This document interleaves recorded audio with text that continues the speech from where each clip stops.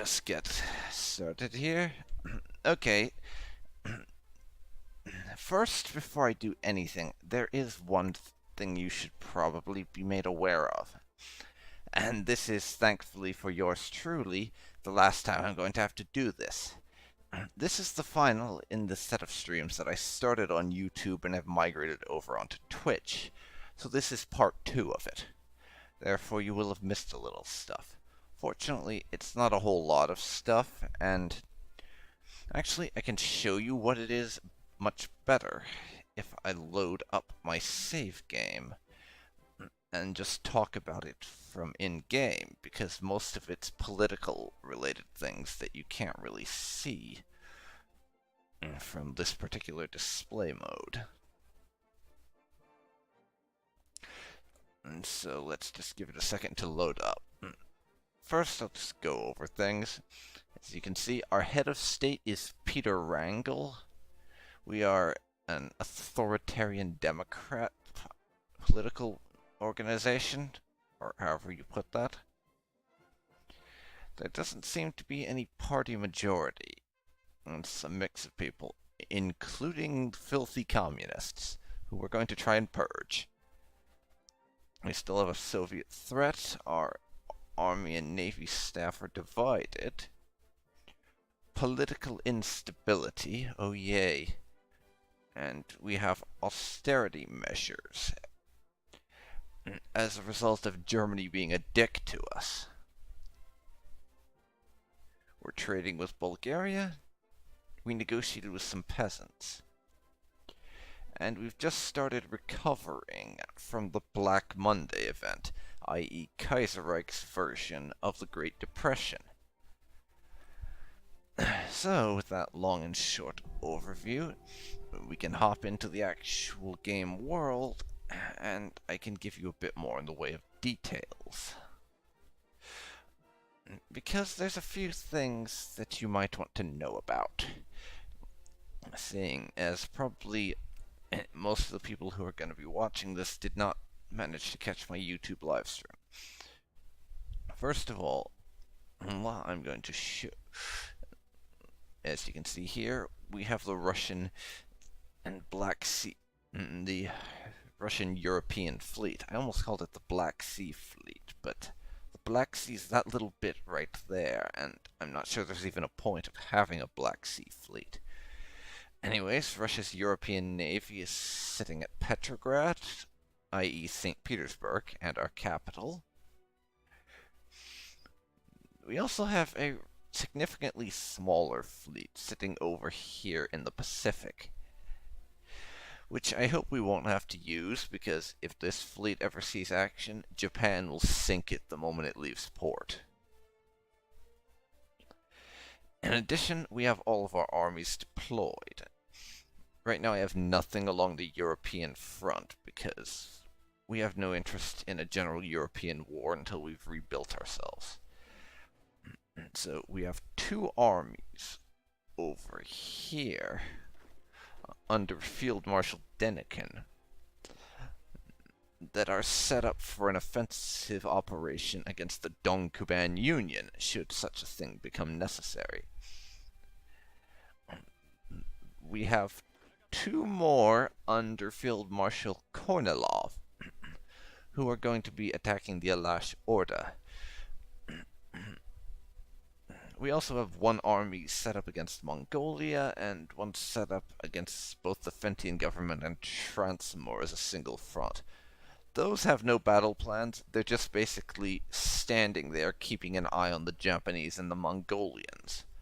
The Mongolians, by the way, who appear to be losing their war against Magklik, which is something of an interesting experience for me. And just one little tidbit I want to mention about the Alash Orda, for those who didn't catch that last stream. They are going to be either our first or second target when we start military operations in future. For one thing, they used to be our puppet, and we want their territory back. But not as a puppet, oh no. We want to basically conquer them. And we are down one rubber, but I can't bring myself to care, honestly. However, there is one thing. There is one thing we were contemplating the last time. We had just gotten the capability to reform our army, and I was stuck between going for two separate types of reform. Those being either Markov's plan of mobile warfare, which would effectively start Russia down the path of blitzkrieg, or Denikin's plan, which is essentially keep doing what we've always done and give us the traditional, and that will start us down the traditional Russian route of mass numbers and just drown our enemies in the bodies of our own conscripts. And I was stuck at the end of my last stream on whether I wanted to effectively drown our foes in conscripts, or if I would rather go for the more revolutionary route of blitzkrieg. But let's see, that's Denikin's plan. We're using Wrangel. Unfortunately, Wrangel's grand battle plan is kind of crap. At least it is when you play as Russia, who I tend to play Russia as a very aggressive nation in this series and just attack, attack, attack. When I say in this series, I mean in any Kaiserreich series I do, or just playthrough in general. Just attack them, murder them, kill their asses. That's the sort of thing I tend to do. And as a result, the fact that I attack so much, and I'm just considering this now, it tends to sap my manpower rather rapidly. So I feel that Denikin's plan and going for mass assault doctrine is our best bet. Now, it just seems to be of more benefit. We'll be getting the 1918 weapon stuff and equipment very soon, so let's unpause the game. In addition to that, I want to check on this. Our party, the Authoritarian Democrats, is currently at 32% popularity. It's not changing daily, but I hope to do something about that. Let's see here. Our stability has just increased. So let me read the event. While the Russian Republic is still considered to be in a poor state, the political scene has definitely improved. Efforts to restore order have shown a great deal of progress, and the sense of deteriorating stability has quietly reversed. Still, many believe that the nation has a long way to go yet to truly improve. That's good. We move from very low stability to merely low, which gives us an increase in our factory and dockyard output by 10% and division organization by 5%.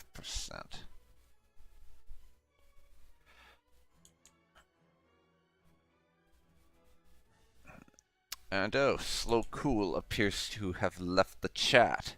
That's a shame. Really is. Blood on the streets of Shanghai.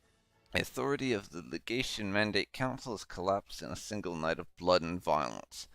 Street gangs organized by the Chinese criminal organizations have slaughtered many members of the police corps, administrators, and even a handful of the more influential delegates from the legation powers. Fortunately, since the dividends we are entitled to have not been paid anyway, this has little effect on us. Let's see. Well, it would be nice to be able to intervene in the legation cities. That's not really something that we care about, and let's see, member the legation city.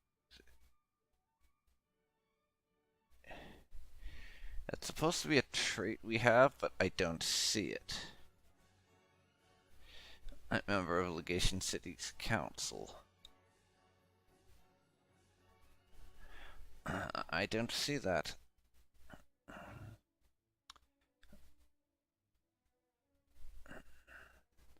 So, the question is this.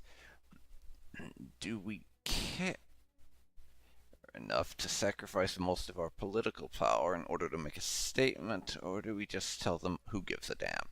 I'm going to tell them who gives a damn, because we don't. And it literally has no effect on us whatsoever. And Japan's taking care of it anyways. Japan declares war on the Triad Syndicate. Yeah, you have fun with that, Japan. We'll be over here rebuilding our nation. What's this? The Indo-Chinese Union.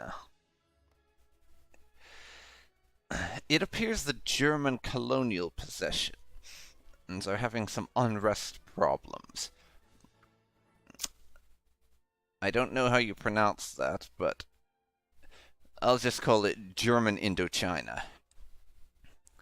German Indochina has just declared war on the Indo-Chinese Union. I have no idea who this guy is supposed to be, honestly. Nguyen An Nin.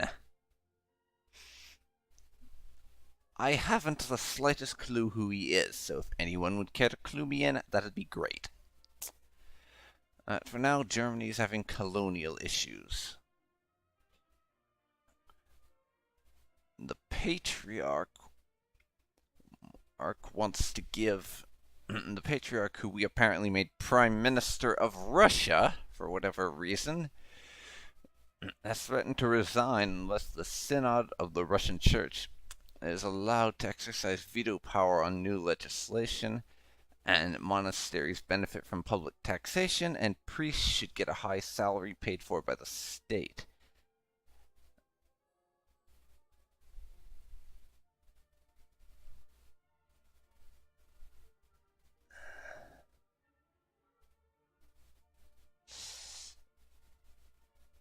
If we don't agree, that will tank our stability.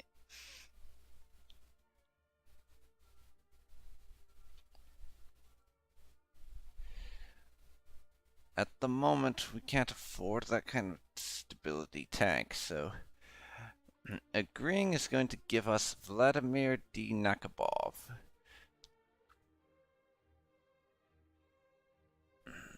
With a bunch of stuff. Remove economy minister ideas. Gain Sergei Bolkagov. Less research gain efficiency and production efficiency. Cap and factory output for more construction speed. So we're going to lose the economy minister and minister of interior ideas.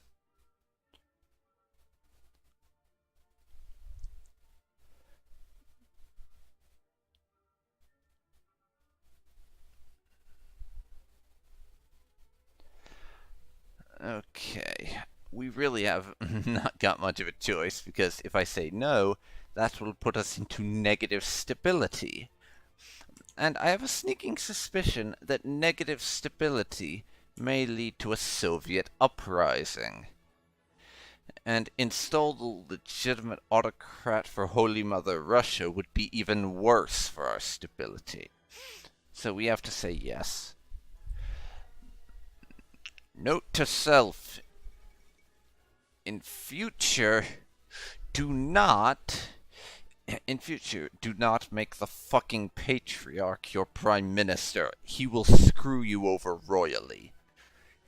Indochina declares independence. After the Weltkrieg, Germany seized the former French Indochina But stability wasn't restored until the German intervention in 1926 crushed the revolutionaries in South China. Now the Indo-Chinese nationalists and leftists under a coalition government called Viet Minh have risen up against the colonial regime. After quoting the French Declaration of the Rights of Man and the American Declaration of Independence, Nguyen An Ninh, the head of Viet Minh, condemned the brutal German oppression of the Free Peoples and affirmed the Indo-Chinese nation's right to independence. Most observers agree with the German media that they are just some pompous peasants. German military force or even police in the Far East can easily suppress the revolts or so-called Viet Cong. Viet Cong, you say? Interesting.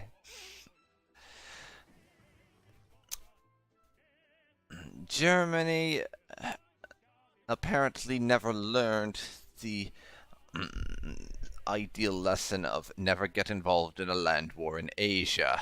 This research is done. What do we want next?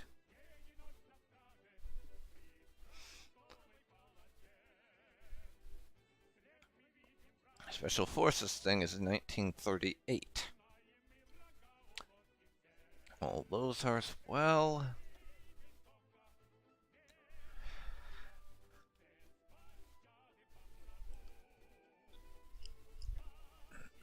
Next thing I want is interwar artillery, I think.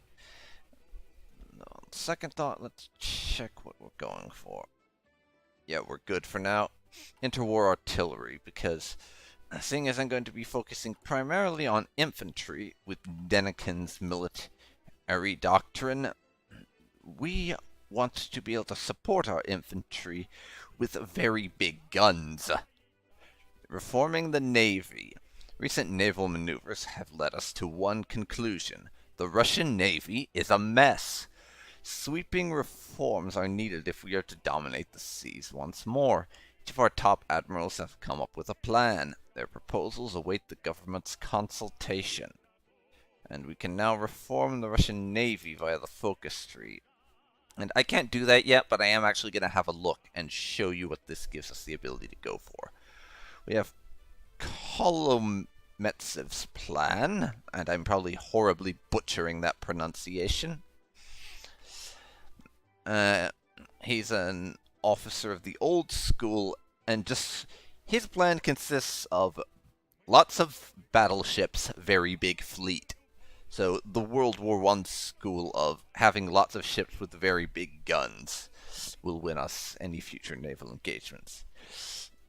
Then we have Admiral Mikhail Birin, a friend of Wrangel's, who he supports the more revolutionary plan, aircraft carriers. And he's saying that we need to build aircraft carriers. They're the way of the future.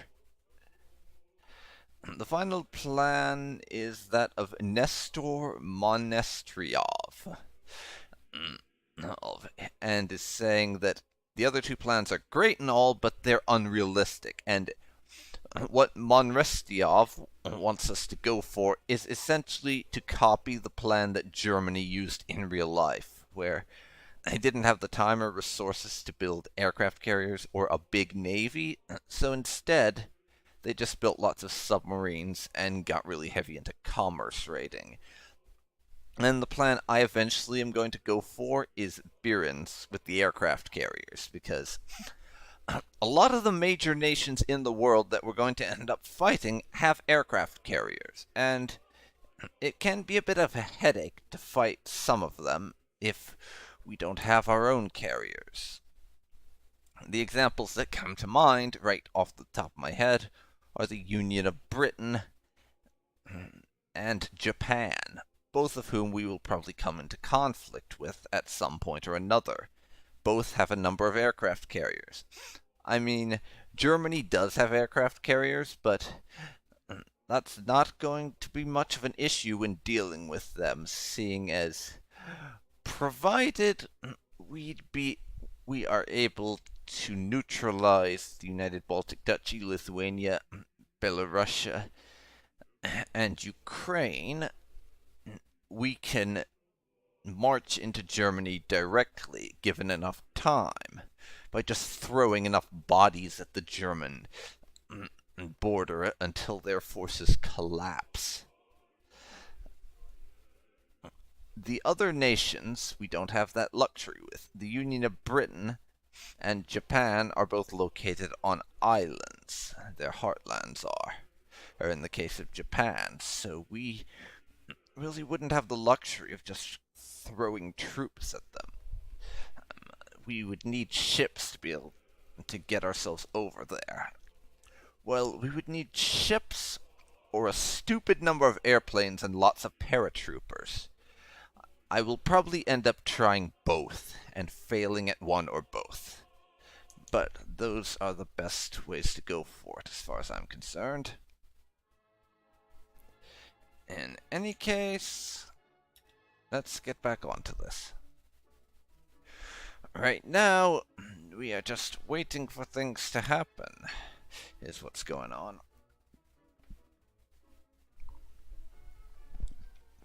Well, that, and I'm drinking my coffee, and actually remembering to drink it this time, unlike some occasions where I forget I have it and it goes cold. Which I don't like. I do not enjoy cold coffee, unless I'm deliberately having iced coffee, in which case it's great, but I'm talking about times when iced coffee was not the goal. And I just had this happen because I'm an idiot, basically. In any case, right now, well, things are going slowly, but they are ticking along. We're still in the middle of our flipping depression. What was that? I had some hissing noise in my microphone. I really don't know what it was, but yeah. Okay. Belgium has declared independence. Sick of German oppression and the disaster of Black Monday, Belgian independence movements throughout the country have been revolting and performing guerrilla strikes on the German army. Due to their own recovery, the German Empire has been unable to support Adalbert I to the fullest and has let the situation escalate beyond their control. After coordinated strikes by the Independence Army on the cities of Mons and Antwerp, they were finally able to push the Flandern Wallonian army back to Brussels, where after fierce fighting the German king surrendered. No clear answer yet from the German Empire. Many fear that an independent Belgium might be short-lived, especially with tensions between the Empire and the Commune of France rising, and the strategic location of the country. Good luck to you, Belgium. You're gonna need it.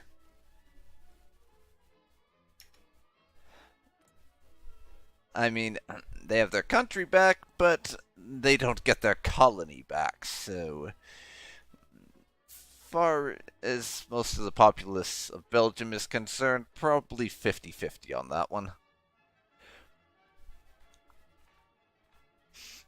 But Belgium is now properly independent. I've never seen that outcome before.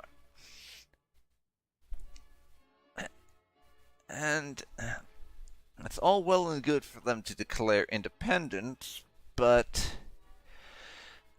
I foresee a few issues. As the text pop-up mentioned, and I'm lowering us down to 3 speed while I talk, as the pop-up mentioned, Belgium is in a very strategic location.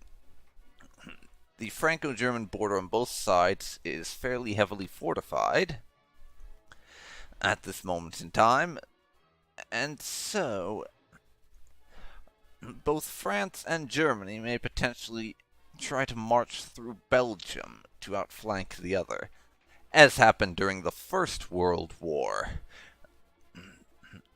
The difference in this case is that Belgium is totally neutral. Their country's independence is not guaranteed by anyone. And the state of Dunkirk here is actually a core of the Commune of France. I'm not sure quite how they got that.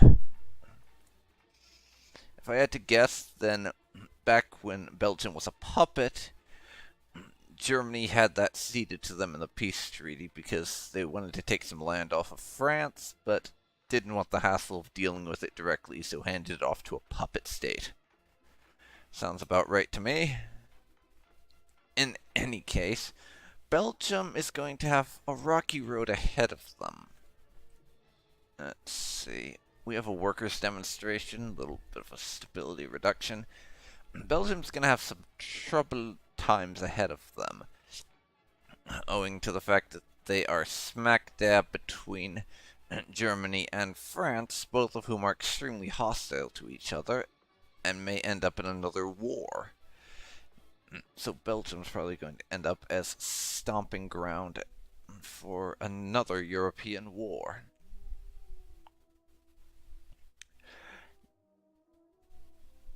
Well, I take that back. Belgium is not actually neutral, it turns out.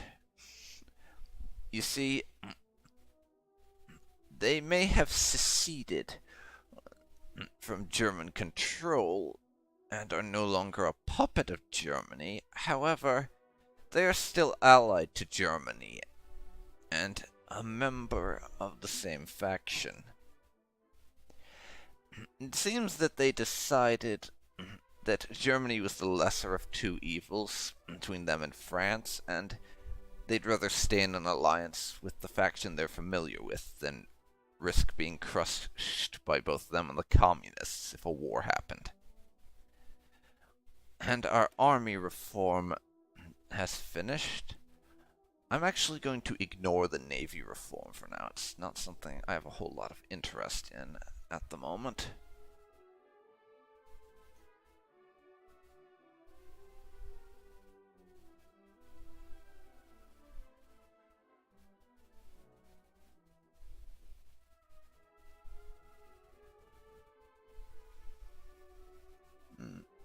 Nothing I can do over there.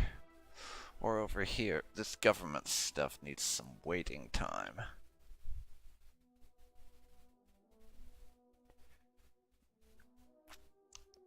Now,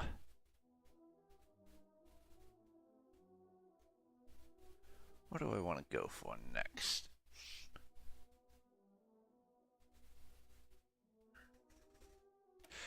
Next level of army modernization, I guess.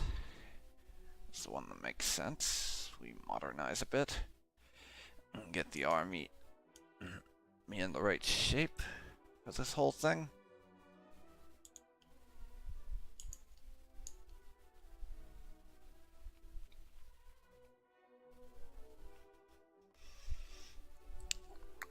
And for now, as I boost the speed up to 5, for the very simple reason that nothing is happening at the moment. Speaking of which, things in Mongolia, their war seems to have ground down a bit. I'm honestly not sure who's winning. While Moklik is making progress, they're also being pushed back a tiny bit. That said, Moklik is on the verge of taking the Mongolian capital, and it's just fallen. I wonder, can we give this one to Moklik? That would be an upset for the ages. Some minor Central Asian faction crushed Mongolia. That would be one for the books.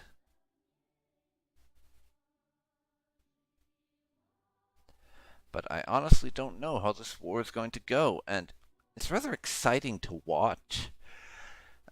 If for no other reason than because Moklik's progress in it so far has been so much better than I've ever seen before. They always get annihilated, yet that doesn't seem to be happening. And we have an update concerning the United States of America. Jack Reed has been elected president. Despite the massive instability rampant in the nation since the Great Depression in 1925, the presidential elections went forward and the voting results are clear. Jack Reed of the Combined Syndicates of America is the 32nd President of the United States. Jack Reed turned into a very savvy political operator during his time in Russia and is a dedicated proponent of syndicalism. His stance has made him many enemies in American society, but the Association of Trade Unions that he leads remains strong. The AFP already contests the election results, though. I don't remember what the AFP is, actually, but let's see what this jumped-up journalist can do. And yes, the CSA has won the election. It'll be interesting to see how the Civil War in the United States shapes up this time. Oh, sorry, did I spoil that? Yes, you got a civil war in America during Kaiserreich. And let's check in on Germany's war against the Indo-Chinese Union down here, as we get another worker demonstration. Yeah, the Indo-Chinese Union is holding its own.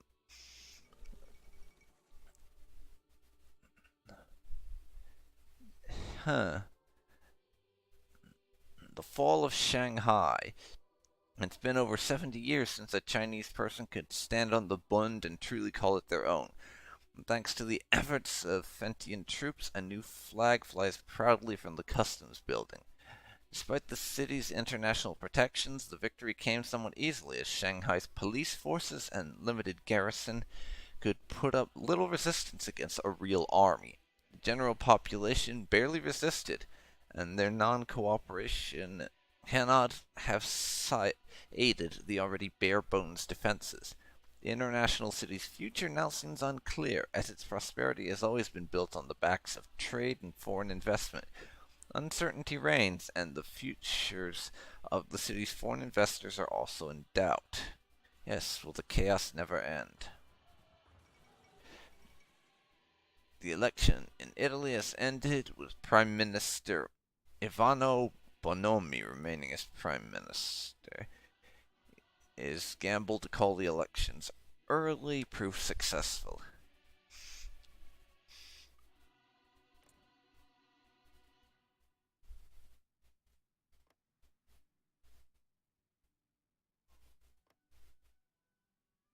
And yes, I showed this in the last stream, but if you have a look at Italy, you'll notice they've somewhat played around with the political landscape of the Italian peninsula a little bit.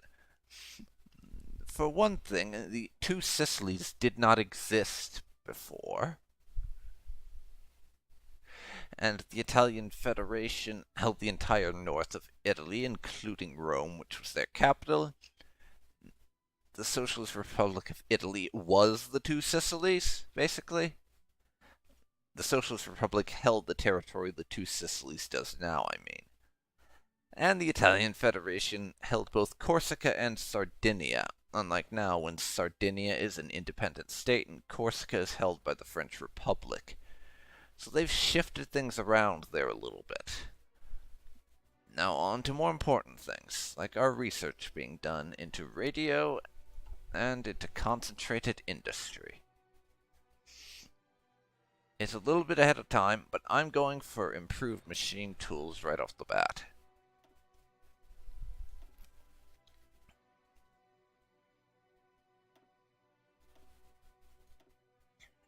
And we're going to push on for mass assault doctrine. We need more warm bodies to throw at the enemy, after all. We need more warm bodies to throw at them.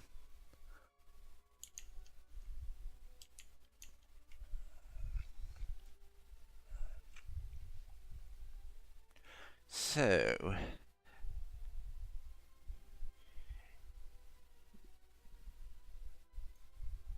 how is it going for Russia so far?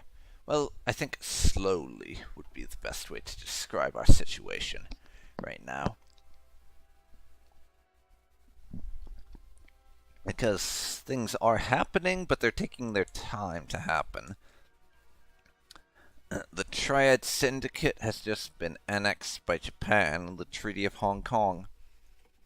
Now all that remains is to see what they do with the territories. Are they going to hold on to them or decide to grant them independence? And it appears Mongolia is pushing back. Moglik came close indeed to winning that war, but it seems they've kind of sputtered to a bit of a halt at the moment. I'm not going to call the war in Mongolia's favor just yet. I'd say Moglik still has a damn good shot at winning, but even so, it's going to be a near thing. Army modernization has been researched, so we get some research bonuses for infantry weapons and support artillery.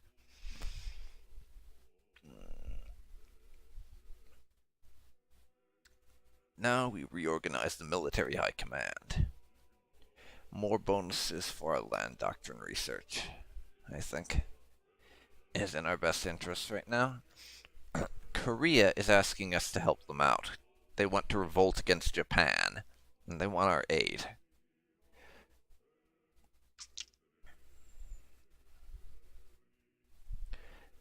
Sure. Have all the aid you need, Korea.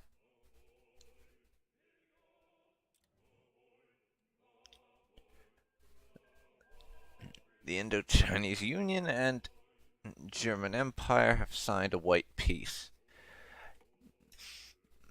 And Germany has basically given up Indochina to them.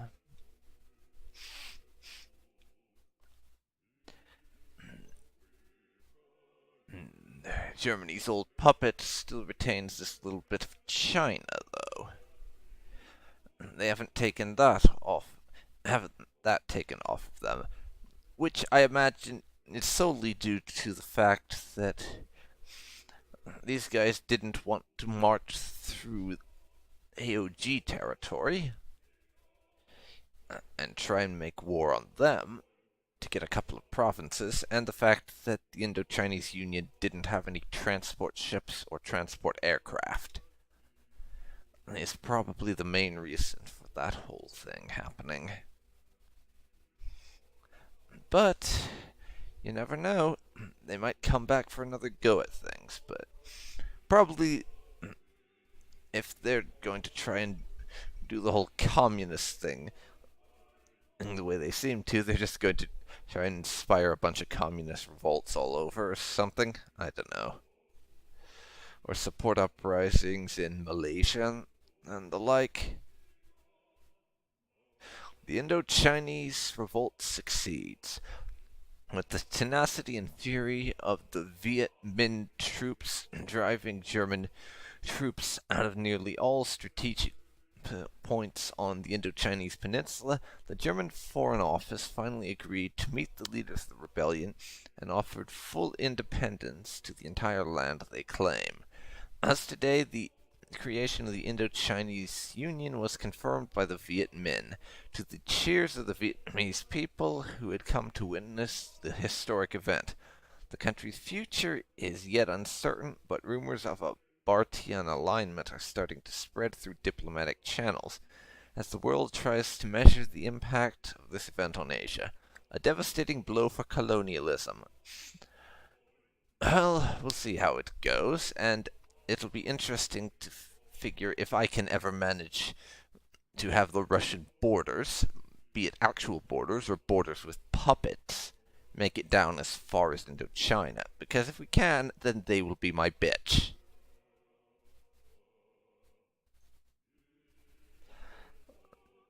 Mongolia appears to be doing well for themselves. The Novi Bolshevik bloc is founded. With Kerensky's assassination and the dissolution of the SR Cadet Coalition, a great reshuffling of the Russian political scene has taken place. The most visible result of the process was the creation of the so-called New Bolshevik Bloc, a conglomerate of the Civil War survivors, radical former Mensheviks and SR members, as well as fresh syndicalist blood. It is very possible that this bloc will take part in the nearest Duma elections should the situation finally stabilize. We should keep a close eye on them. Syndicalism has become a touch more popular. Not happy about that. Not happy at all. Suck on it, syndicalists. Nobody likes you. Just get out of Russia already.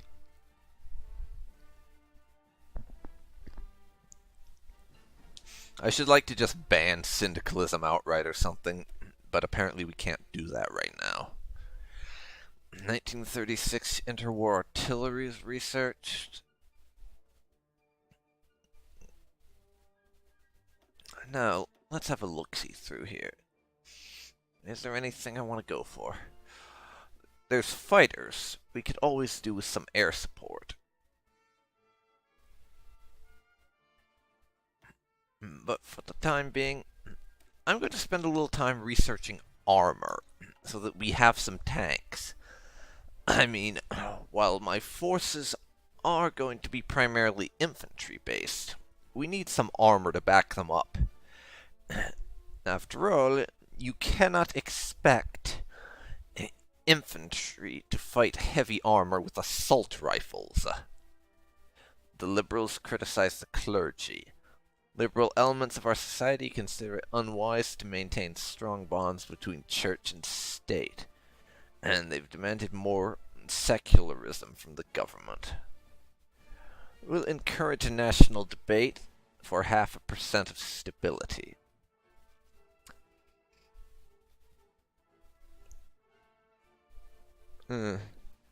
Maybe Monclique wasn't quite as spent as I thought. They appear to be pushing back a bit.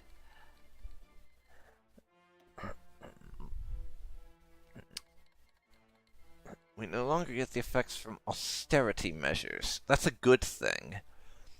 Austerity measures was that event that we had a while ago, which basically made it so that we had a bunch of penalties to our factories and output and stuff, because Germany demanded the war reparations we owed them from the end of World War I in the Treaty of Brest-Litovsk. They demanded those reparations early, so we got a bunch of factory penalties and stuff. Now Haiti has declared war on the Dominican Republic, because I definitely care about Haiti and the Dominican Republic over here in Eastern Europe and Northern Asia. The Dominican Republic and Haiti are so important to me, clearly. Mass Assault is done researching.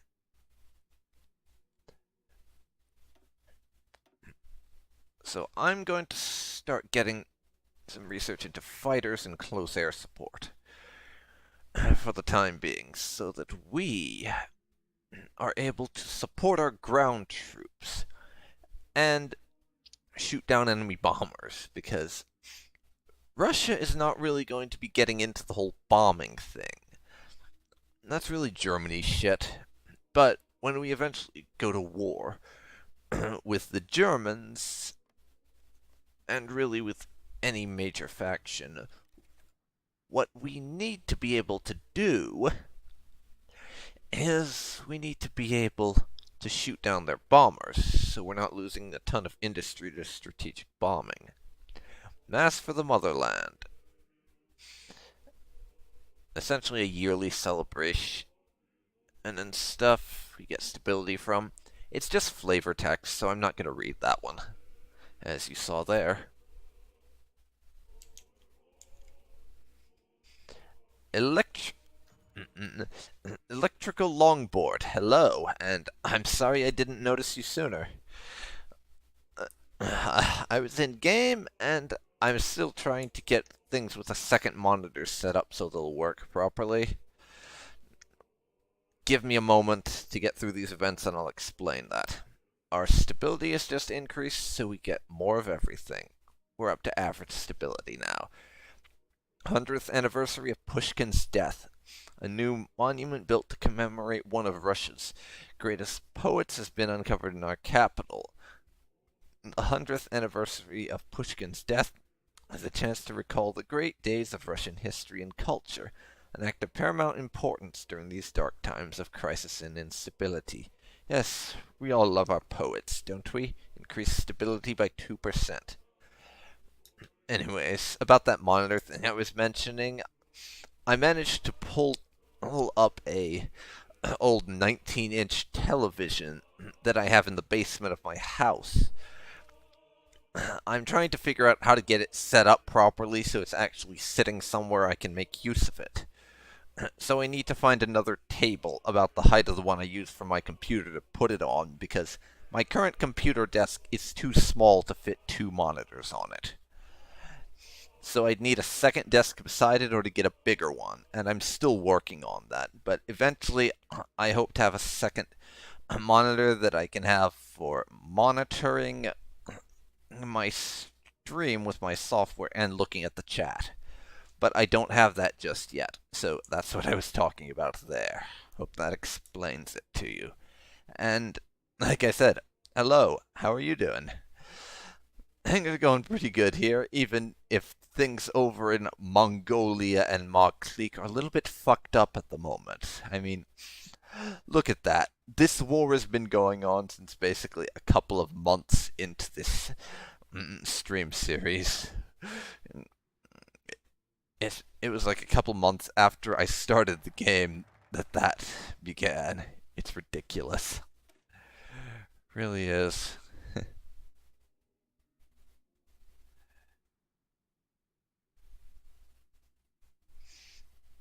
Mobilization of the masses here is going to be my next focus, which will give me an extra 3% recruitable population. Now, that might not sound like much, but playing as Russia, you start out with like 168,000 manpower or something, and I really need to boost that. Which, the whole thing with manpower is actually the reason why I almost always play as Soviet Russia in this mod. Because the communists get a bunch of things in their national focus tree that are some really excellent buffs. Serbia's crowned a king, yes, yes. As I was saying, the communists get some truly excellent buffs to their in their national focus tree that let them shoot their recruitable population through the roof.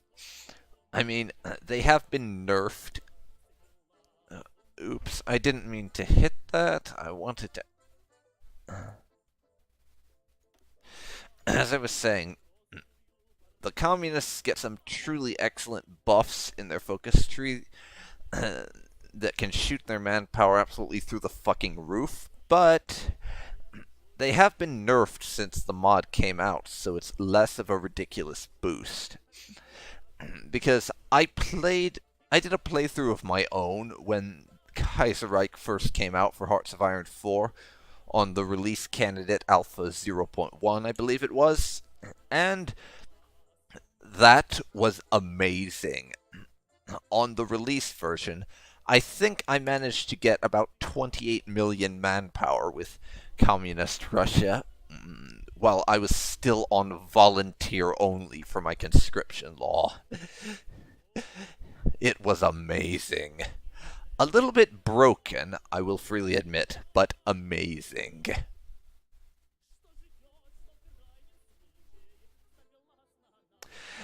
Now, I think I can get up to about 18 or 20 million with Communist Russia, or at least I did last time I played this on, it was either limited or extensive conscription.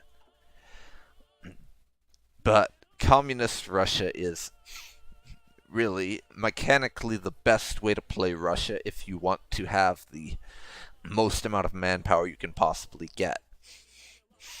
Which, that is the actual reason I decided to put Wrangel in charge. Because I wanted to do something that did not involve being communist as Russia in Kaiserreich for once, because that's the version of events I almost always go for. But now that my ramble about how awesome being communist in this mod is for mechanical reasons is over, we can actually read the event. More than a year has passed since our assumption of power, and we have brought some measure of stability to the country.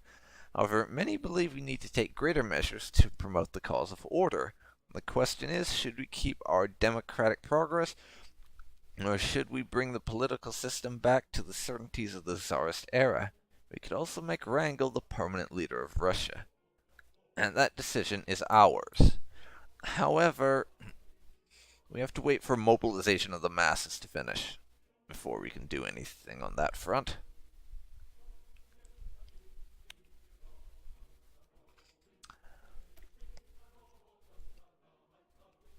And then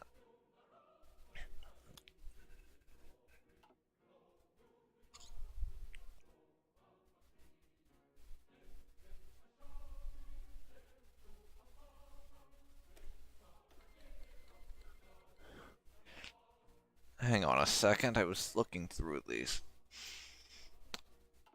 Let's see which ones will put Wrangel as head of state, because that's what we want to do.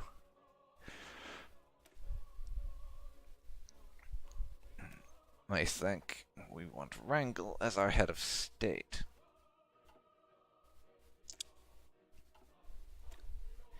No, no, no.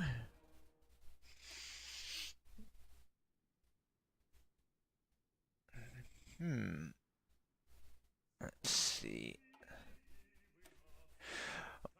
We are going to actually make Russia a military dictatorship, I think. Once our current event finishes. And now Korea has declared independence from Japan and declared war on them. We'll have to see how that goes. If nothing else, it lets us fuck with Russia a little bit. And we're still nowhere near what we need to be able to reinforce our troops. All our building work is still well underway here, and it's going to take a while. The end of American democracy. Surprising news has arrived from the United States today. President Herbert Hoover, whose administration has proven to be incapable of stabilizing the divided country and calming down the CSA and AFP militants, has invited General Douglas MacArthur to take the reins of the country with a junta of military men and corporate representatives. MacArthur is a strong proponent of an iron fist rule and opposes both syndicalism and American pacifism. Crackdowns on enemies of America have already been reported. Okay, I'm really confused. So first, Jack Reed took over the United States by winning the election, and now Douglas MacArthur is dictator of America? So which is it? How did Jack Reed get elected and then the former president ask for a dictator to take over? Someone explain to me how that works, please, because I am really, really confused. I truly am. I haven't got a clue what's going on. God. Let's see. The American Union State and the CSA have popped up and are at war. And the US is at war with the American Union State and CSA. So, America's going to be a fun place to be now. They have a three-way civil war between the United States of America, the American Union State, and the Combined Syndicates of America. And I mentioned this in my previous stream playthrough of Kaiserreich, but it's kind of funny how Kaiserreich sort of does this tongue-in-cheek thing with the Union State and CSA. How, like, if you look back on actual real-world history, the Union was what they referred to the actual United States federal government as during the real-life Civil War. And they were in the North, whereas the Combined Syndicates of America, the CSA, was in the South, and they've just kind of flipped that around, so the CSA is in the North and the Union State is in the South. It's just kind of funny in a bizarre kind of way to me. I don't know, maybe it's just me, but I find that sort of thing kind of amusing. Let's see here. Mobilization of the masses. We have about 36 days left on that. Civil War. Well, I'm actually going to support the federal government of the United States. For one very simple reason. The fact that the Union State tends to side with Germany and send them troops, and we would like to beat the crap out of Germany during any preceding wars, if at all possible.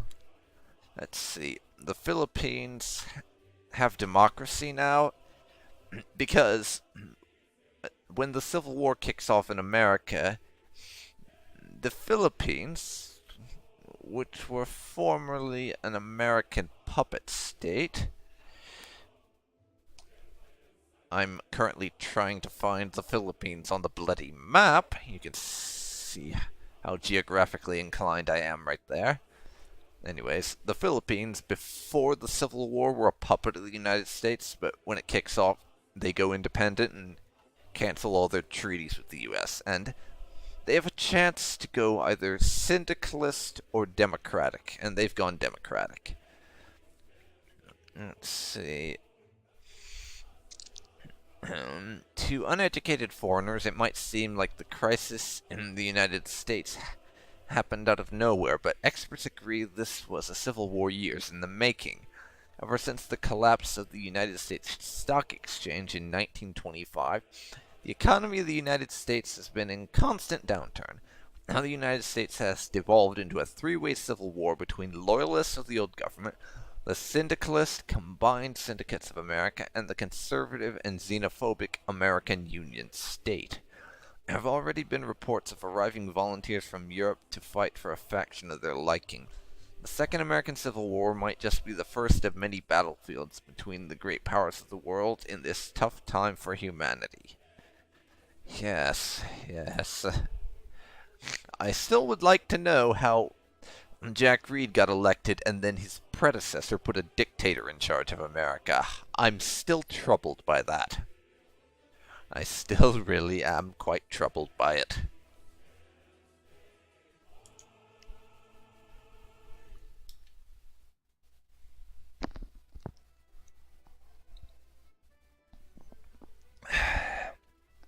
But for now, all we can do is wait and sit around,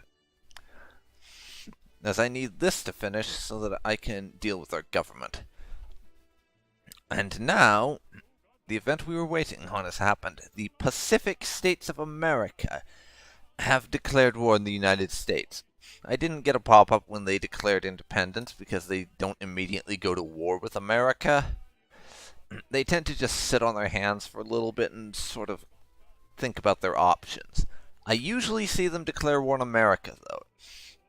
However, this is going to severely cripple America because they've now lost the majority of their industry, which is all located in this sort of area around California. And it also means they've lost all of their Pacific naval bases. So, Hawaii, who have declared independence as a result of that civil war, are outside of the range of America to invade by sea. So it's going to be rather tricky for the United States to get Hawaii back. They can do it, and I've seen them do it maybe once or twice, but it's not exactly easy from my own experience. And now America and the Pacific States immediately sign a white peace, because they really don't want to be fighting.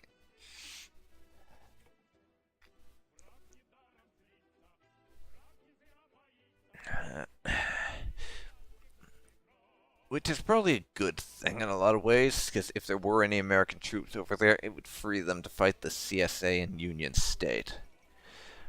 But there we have it. Washington has been captured by one of the factions. Let's see if I can't find. Yes, the CSA has captured the city of Washington. And it appears the federal government in America is losing badly right now.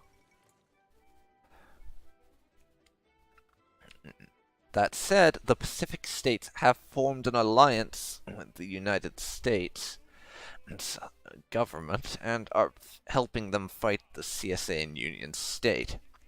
They probably have to take some time to arrive, though. That might result in the defeat of one or both factions, or it might just mean that the communists or Union State end up taking over the whole of America. Who's to say? And now, the French loyalists in Africa have restored their monarchy. But there's one thing I'm noticing over here that's different.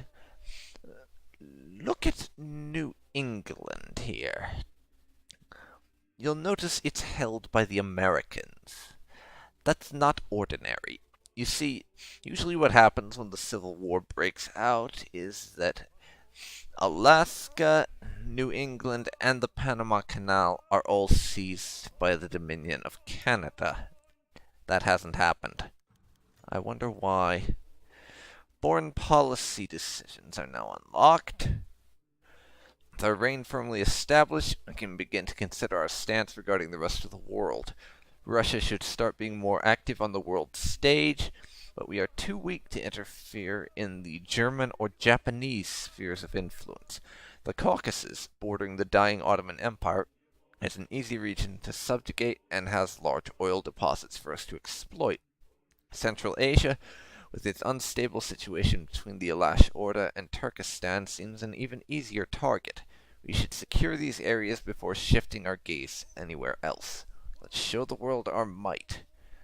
And that is our ability to choose where we will go after in terms of expanding our borders. And I am very interested in that. Principles of geopolitics. Blah, blah, blah.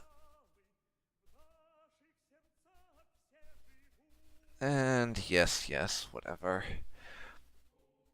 That was just some random flavor text that doesn't really mean anything, honestly, so I was deliberately skipping over the lot of it. And I just want to say this again, Electrical Longboard, thank you for sticking around for this. I appreciate you watching. Seeing as you probably noticed, they don't have a lot of people who are watching this at the moment. Having you here is something I really appreciate.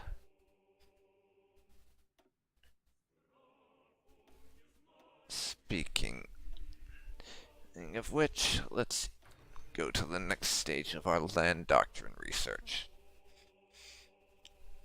Our war support at the moment is shit, I'm noticing. Fucking 16%. I'd like to get it a touch higher than that if we are going to end up at war with the Alash Orda or Dongkuban Union. We're probably going to have to invade at least one of them. I'm hoping it's the Alash Orda, though. Negotiated with peasants is out of here, so we get better output. I'm hoping it's them because the Dongkuban Union, parts of its territory are fairly mountainy, and as anyone who's played this game is well aware, mountains are quite easy to defend. Have your aid, Korea. Mountains are quite easy to defend, and thus it's hard to take provinces that are made of mountains, even if you have vastly superior numbers. Personal experience here.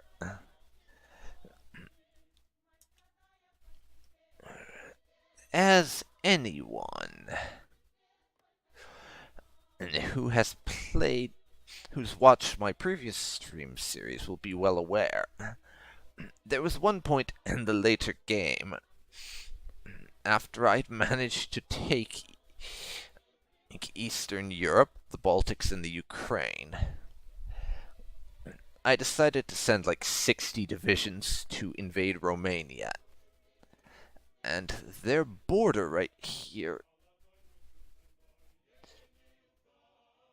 the couple of places where it's mountains and hills and stuff, I just couldn't break them because they kept using the mountains and stuff to reinforce and support each other, and my 80 divisions were barely making any progress at all. The mobilization of the masses is done.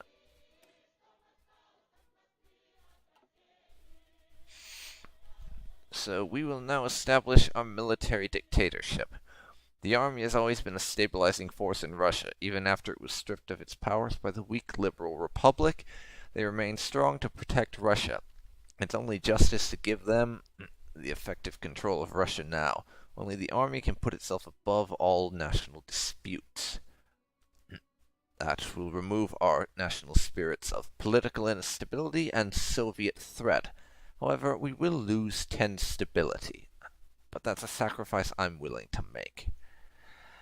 And the Second Internationale, the first syndicalist internationale held in Paris, dealt with spreading the ideology overseas, supporting syndicalist movements, and strengthening the ties between existing syndicalist nations.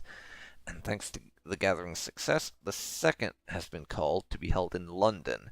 Representatives were greeted by a British artillery salute, a Scottish bagpipe chorus, and an overall warm reception. As Europe rolls closer to war, military and economic cooperation between the syndicalists is expected to be the primary topic of discussion, and France and Britain will once again call the shots on the Internationale's policy. So yes, they're talking about communist things in London. And for now, we have a couple of weeks before our new government will be firmly established.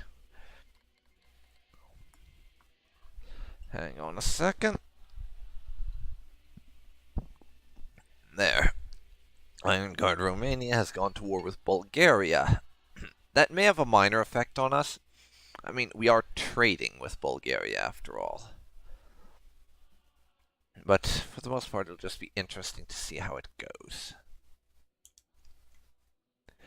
For the most part.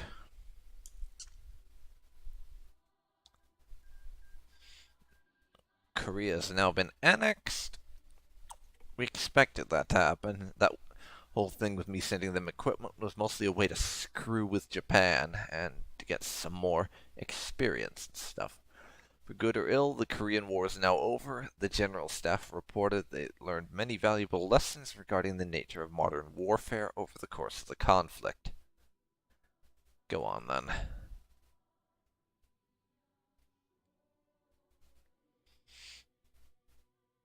And that war between Mongolia and Maklik is still going on. Wow. Syndicalist revolution in Switzerland. Wow. Chaotic reports are coming in from the small mountain republic of Switzerland stating that syndicalist revolutionaries have seized the western regions of the Romandy and occupied Haute-Savoie, following a Swiss military crackdown in the region. Supporting the successful Swiss revolutionaries, French troops have quickly moved in to occupy the region, and the Swiss military has held a defensive posture, unwilling to advance into the French guns. It seems that the speed of the revolutionary action has caught the Swiss government off guard, and they are unwilling to escalate the violence into a full war with France. It remains to be seen what the Swiss will do next. How could this have happened?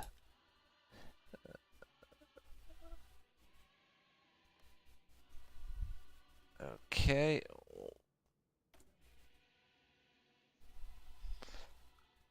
So what basically happened was The war kind of devolved into a stalemate between the French-backed Swiss communists who revolted because of a military crackdown and the Swiss government.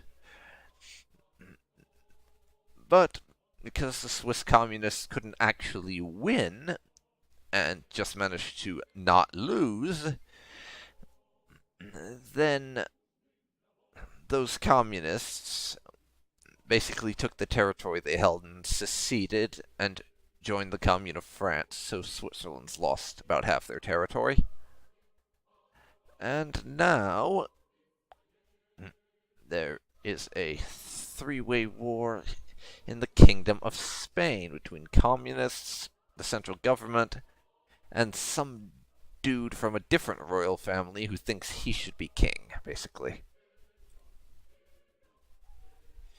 We'll see how that goes, but I wouldn't put many odds on the Kingdom of Spain winning that war. They usually get crushed. Let's see. The soldier state. The military led by Field Marshals Wrangel and Denikin has now firmly established its rule on Russia. The legacy of the Whites live on, and once again they rise to protect the motherland from internal and external threats. With them, Russia has nothing to fear. Hurrah!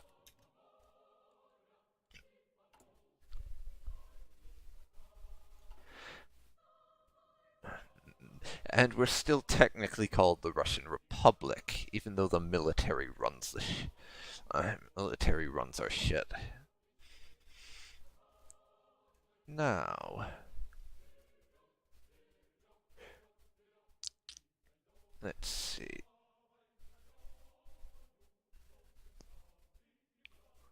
What do we go for? Well, I'm going to reinstitute the Zemstvas. Like the old Tsarist way of governing things.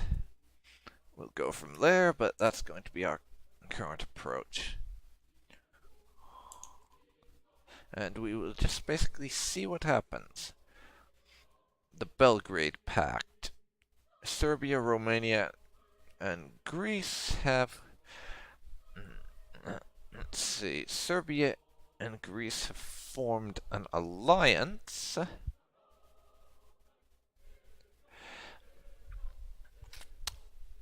And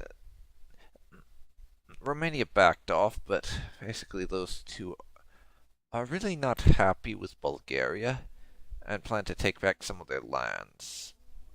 Let's try to avoid world wars in future, yes? Downfall in stability. I don't exactly know why.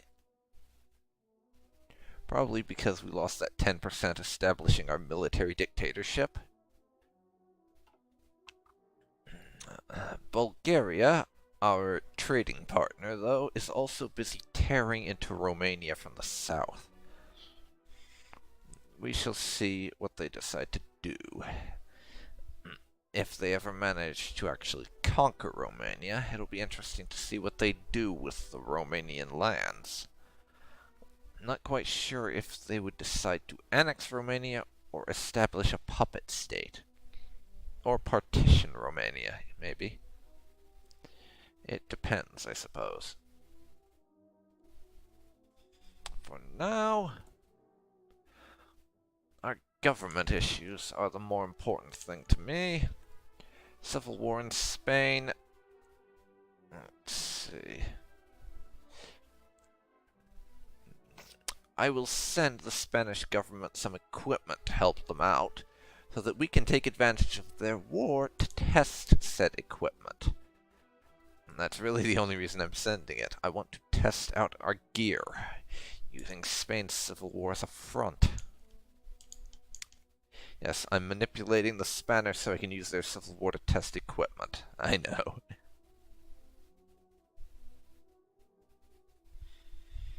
No. How is this going? We're a few days away from reinstituting the Zemstvas. Getting that back. Beginning of stabilization is gone. We go up to further stabilization.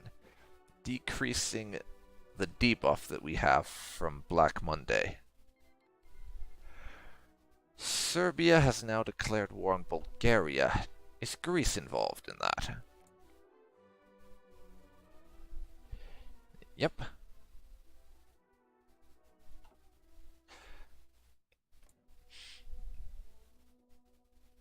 So Bulgaria is not going to have fun with that. They're already fighting Iron Guard Romania. I don't think they're going to have a very good time if they are also fighting Greece and Serbia. They're in the middle of a three-front war now. Granted, they started the Romania one, so you could technically say that's their fault, but actually no, they didn't. Didn't Romania declare war on Bulgaria? I'm getting things mixed up. But yes, more war in the Balkans. Hooray for war in the Balkans. Please don't start another world war. I'd rather not have to fill out the paperwork that would involve. Yes, I'm complaining about paperwork when we're talking about a world war. Deal with it. Reinstitute the Zemstvas. Let's see. And the foreign policy measures are what I have my next interest in. And our two choices are Realpolitik, which is basically,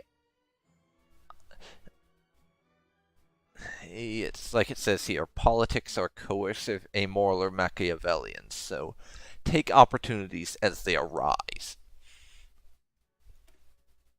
Which is nice and all, but I prefer expansionism. And the idea that Russia's borders are only as safe as they are distant from our heartland. Every neighboring state which is not a puppet of ours is a threat or target, depending on their military and political strength. Needless to say, this adaptation of policies will not be well liked by the rest of the world. It will give us 10% additional base stability and allow us access to more aggressive options in diplomatic events and focuses, but we will increase world tension and anger countries around us more often.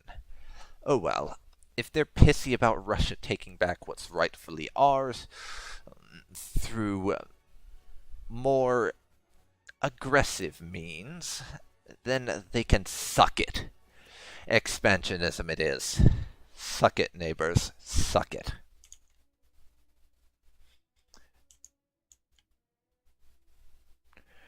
So now, that's going to be a long focus. It will take us several months to get. Our stability is back up to average, so thank you for that.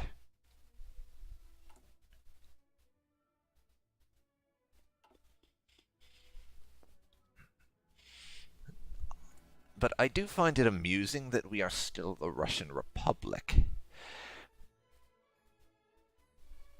Despite the fact that we are most certainly a military dictatorship.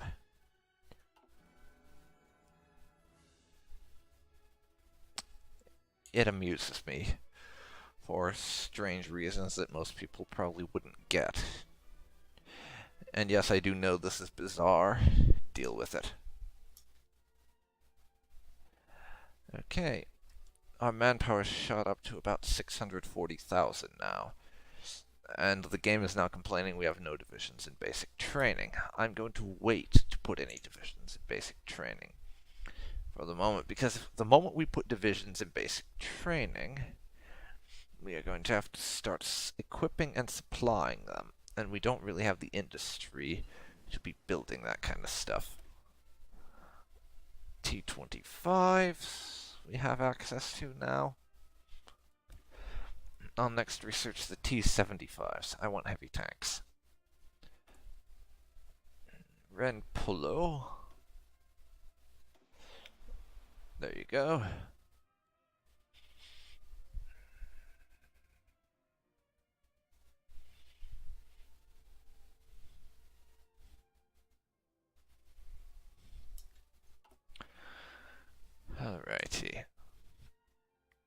are things going for us?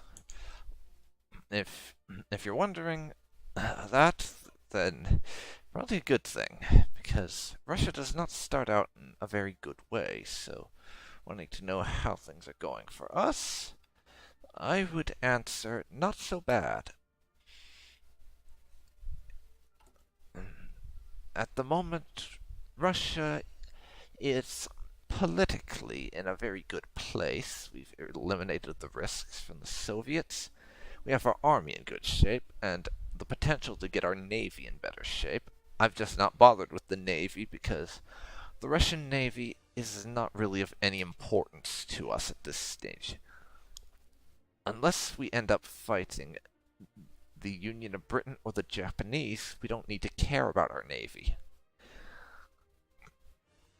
Because those are the only powers nearby that we would potentially be fighting, where we wouldn't be able to just march into their territory by land.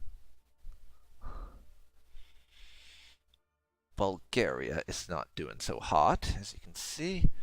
They're getting squeezed to bits by their neighbors. Poor Bulgaria. I guess we'll be losing that trading bonus.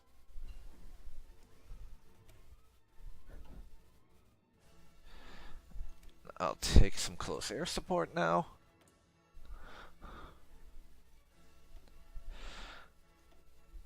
And replace that fighter. Losing 9 days of production is not a big deal, honestly. I don't care. I really don't.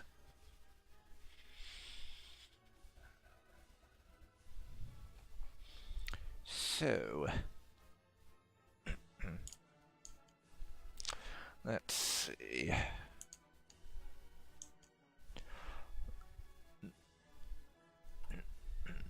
Foreign policy expansionism. About another month or so left on that. At which point, I'm going to swing back, I think. Actually, let's see here. What am I going to do? I will either, one, swing back and get our aircraft carriers thing there, or two, move down the government tree with Wrangel's dictatorship, so that we can start improving on that side of things. I haven't decided which yet. Serbia and Bulgaria have made peace, I see.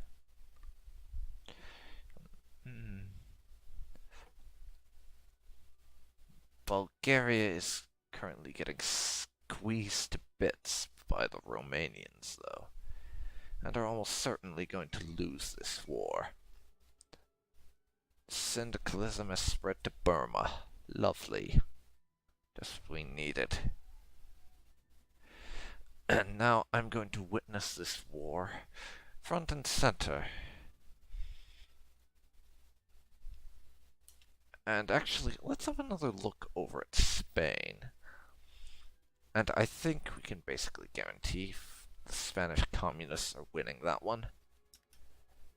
America, I'm honestly not sure. It looks like a stalemate, but I really couldn't tell you if it's actually a stalemate or not. Hello, pocket defense.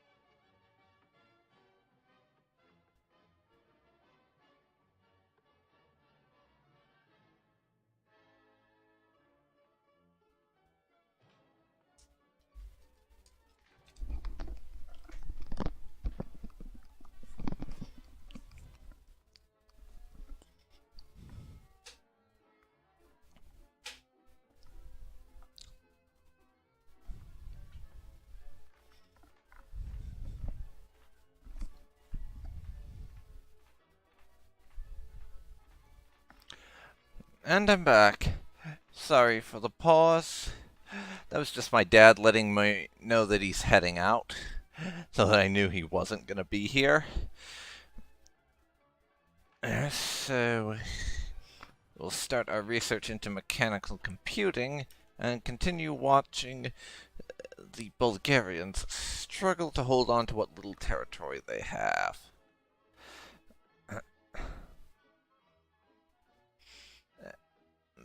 But now, an agrarian national union has taken over in Bulgaria. Not that it'll do them much good, seeing as they're still fighting and losing against the Romanians. Madrid has been captured by the Carlists, and at this point, the central Spanish government can effectively be written off, I think.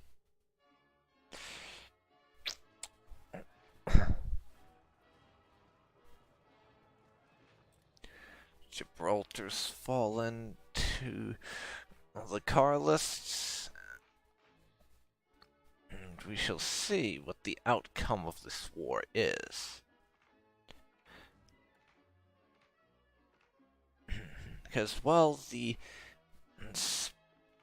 Spanish communists do hold a large portion of the peninsula, I'm not certain that they will be able to continue holding it. And the same holds true for the Carlists, of course. We shall see. Now our expansionism focus is done. The question is this.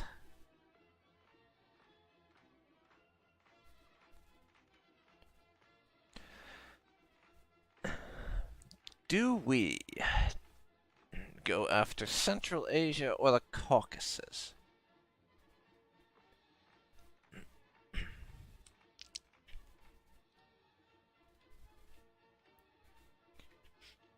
I think the Caucasus would be my preference, seeing as, well, oil is the reason. But first, I am going to spend a little bit of time dealing with the government chain under our military dictatorship.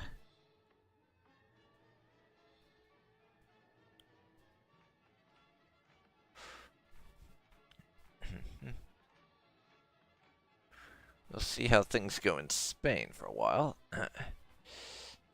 What is this? Is Bulgaria actually pushing back? Impressive. And that river there, I don't remember what the name is, but they pushed Bulgaria has pushed almost to their historical border. And I looked away for a second, but Mongolia has won their longest running conflict I've ever seen between them and Marklake and has annexed them. I think we'll soon see the rise of the Mongolian Empire. They usually do that, so why wouldn't they here? And yes, Bulgaria's pushed back to their old borders, minus the territory they lost to Greece and Serbia in the Balkan War, which they do not hold now. Not at all.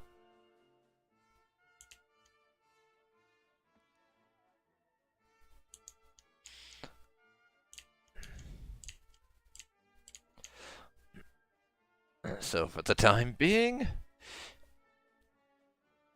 well, would you look at that?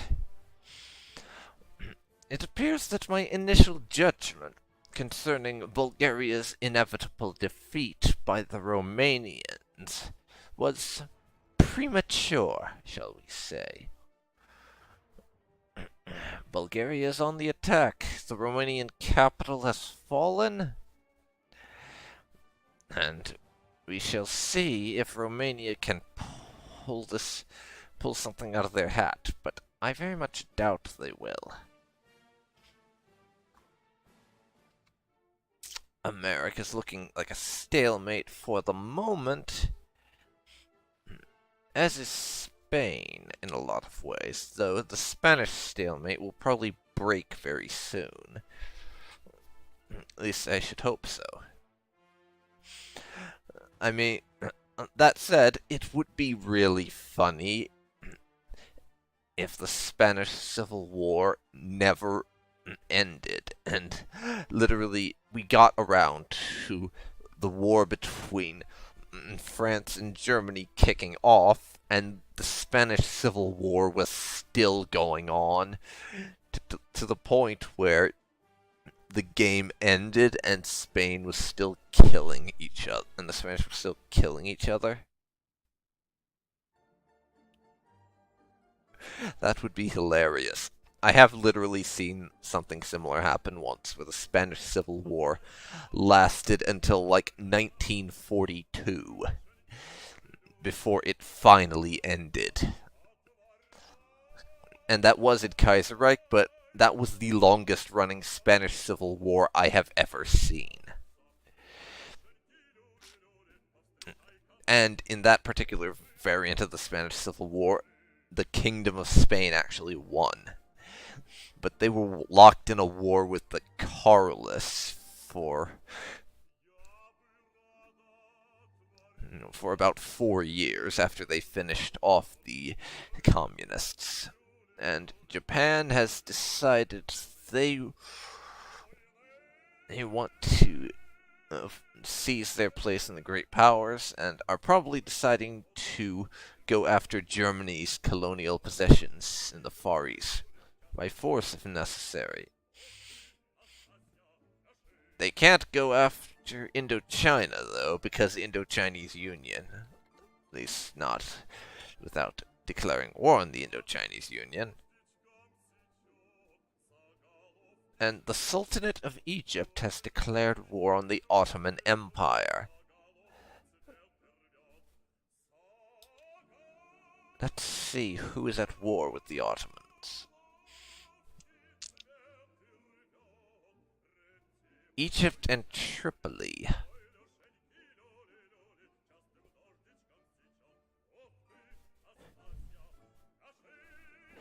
And Rashid Arabia is allied with them, but has not joined in just yet. We will once again encourage national debate on religious matters. But yes. And now Iran has joined the war. Abyssinia has declared war on Eritrea. The Ottomans, at the moment, are in deep, deep trouble, as you can plainly tell. Okay. Mashriq. Who is that? Exactly?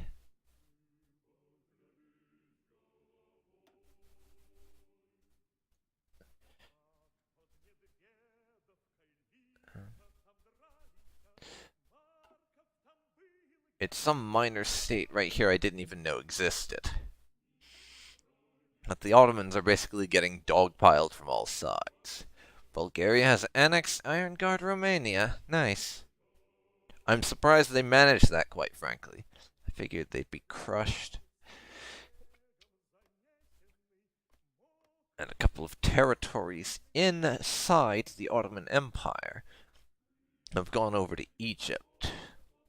I don't remember exactly how that works. It's some sort of covert uprising event they get. But now the Ottoman Empire is getting dogpiled by the Middle Eastern quote-unquote Axis.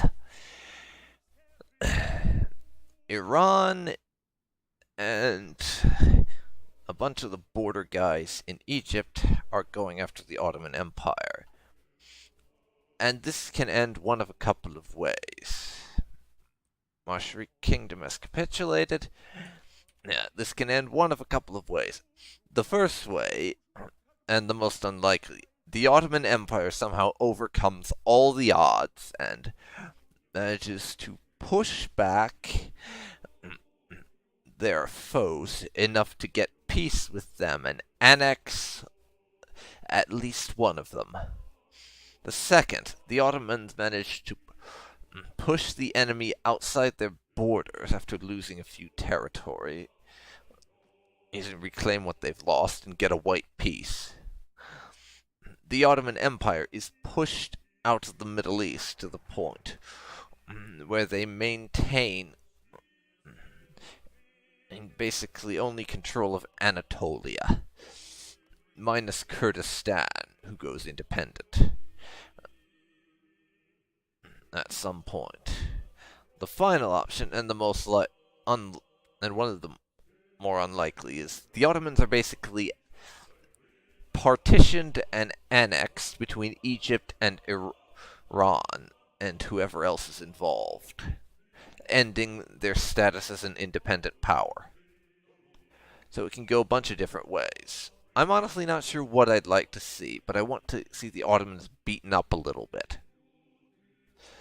Because we want Armenia, and there's an event where we can get a non-aggression pact with the Ottomans if we go a certain way. However, that requires that the Ottomans be weak enough to consider abandoning Armenia to us in exchange for that pact. Statocratic government we've gotten.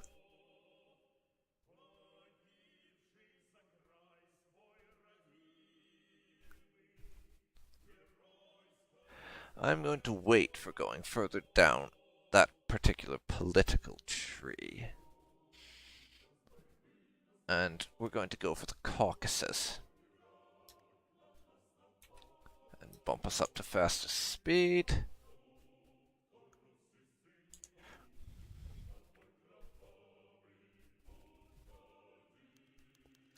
Our stability has now gone from average to good. We get additional output and stuff. We have very good stability now. The government has things in order.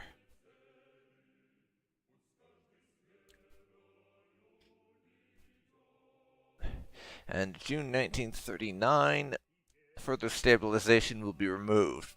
Presumably because by that point, we will have recovered a bit more. The Ottomans appear to be holding their own against the Egyptians. A fact made that much easier, probably, by the fact there is literally only one single territory here where the Egyptians can cross into Ottoman lands. They're doing much more poorly against the Republic of Iran, however,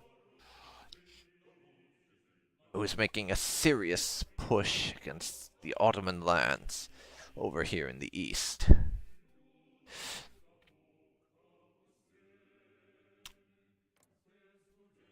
Rashid Arabia has gone to war with them. Their puppet state of Yemen decided to remain loyal and is striking out at Rashid Arabia, I see. Honestly, I don't think the Ottoman Empire's chances in this war are that great. They are fairly likely to end up being crushed. Thoroughly crushed. Though, I will say, they have at least a snowball's chance in hell of only losing minimal territories. Oh, great. And Kaiserreich just crashed on me. If anyone's wondering what's going on, that was a crash.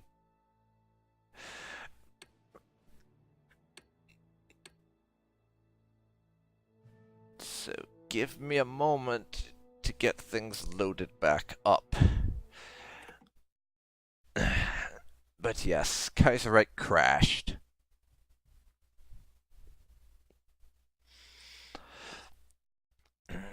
While I'm sure that is annoying, this mod is in alpha state, not even beta yet. So, I've come to expect the very, very occasional crash, and bear in mind that I'm at this point about 3 hours into this campaign. This is the first crash I've ever had thus far. And I've only ever ended up having a handful of crashes up to this point. So it's not all that bad. Despite what you might think. While I am aware that it's annoying to have the game crashing,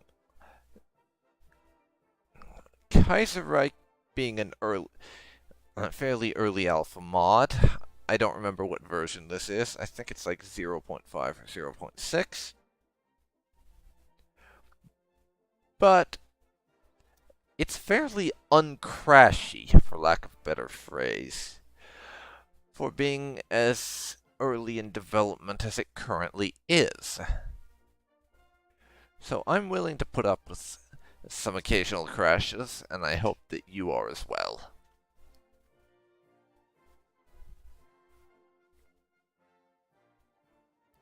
Oh, it's 0.6.3, Garibaldi's Nightmare. December 1937, at the start of the month, was my last autosave.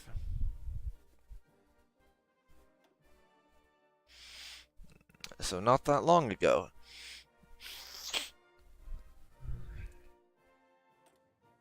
Let's load it up and get going again.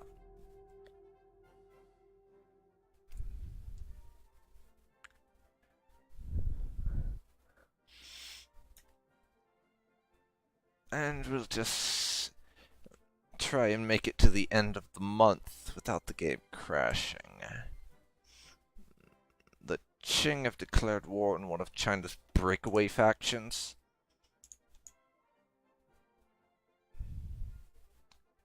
Alright then.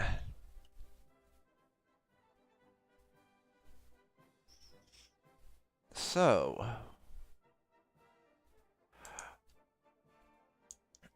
what I'm going to do is basically some for funds of school, more stability and stuff.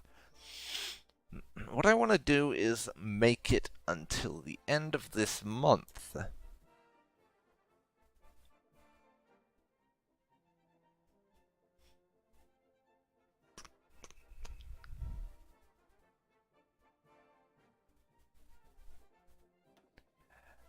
I want to make it until the end of December to the 1st of January.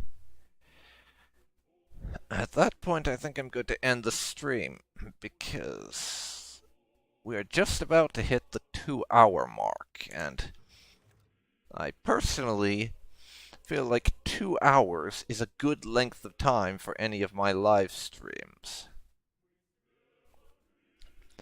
It's enough time to get a decent amount of stuff done, and to make some progress, which we have done here.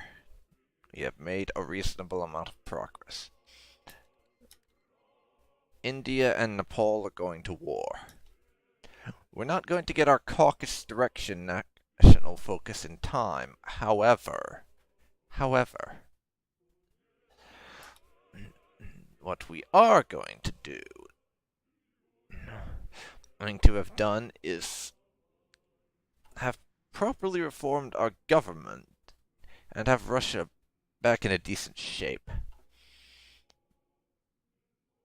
I'll have to start recruiting troops soon, but for now we are reinforcing, and I don't want to recruit anyone new because then we'd have to start spending resources and stuff on being able to upgrade and maintain new troops in addition to our current ones.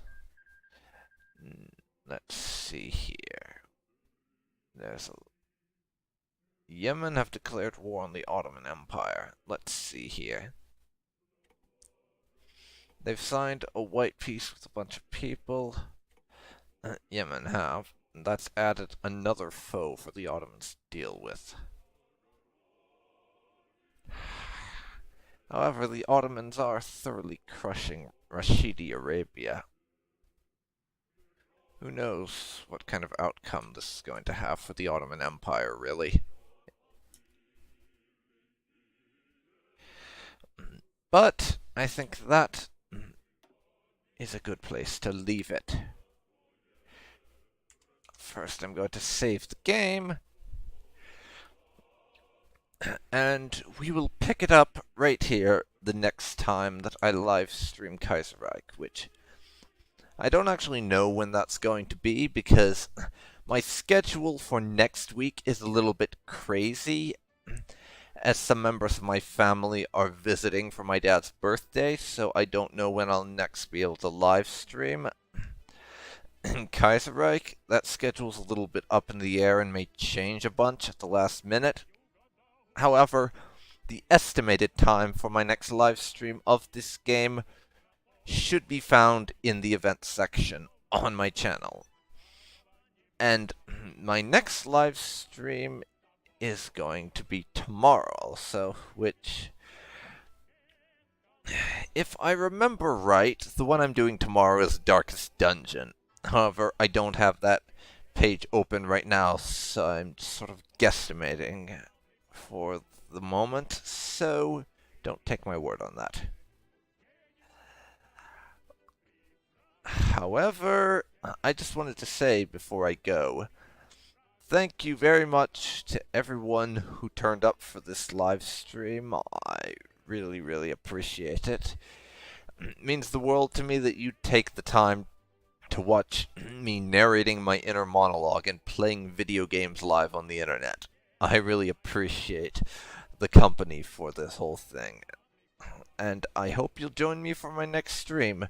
Tomorrow, at probably about somewhere between 8:40 and 9 a.m. Eastern Standard Time is when you can find me for that stream. So, thanks for turning up for this one, and I hope I can catch you then as well. Take care, folks, and until my next stream, see you then.